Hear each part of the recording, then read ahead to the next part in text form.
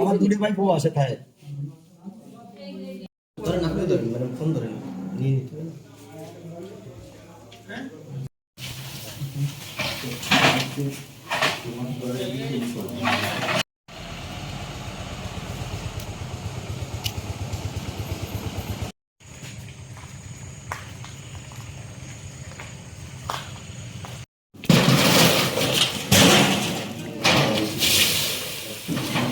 আমাদের বাড়ি ভাঙচুর করছে এবং লুটতরাজ করছে সাইড বিশেষের গ্যাং বাহিনী, মানে সন্ত্রাসী বাহিনী, মাদকের সম্রাট।